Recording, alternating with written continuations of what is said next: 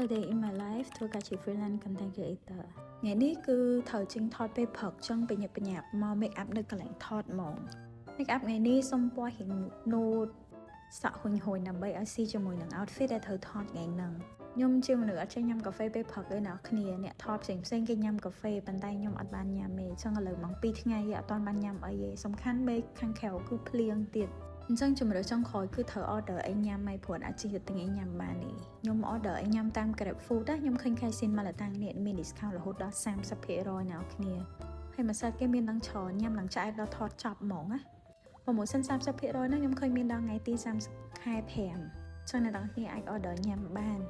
ហើយសម្រាប់ user ថ្មីរបស់ Grab Food អ្នកទាំងគ្នាគ្រាន់តែប្រើ promote code LOVE ញ៉ាំនេះទៅនឹងទទួលបាន discount 60% ហើយខ្ញុំ order នេះគឺជានឹង delivery ដែលខ្ញុំភ្ជាប់ជាមួយនឹង Grab Unlimited ចឹងទៅគឺអស់តែ1រៀលក្នុងមួយខែហើយបើ user ថ្មីវិញគឺ free មួយខែហ្មងចឹងឥឡូវគឺញ៉ាំឆ្អែតហើយអីហើយត្រូវមកធ្វើការតអ្នកទាំងអស់គ្នាមានកម្លាំងពេញបឹកហ្មង Bye bye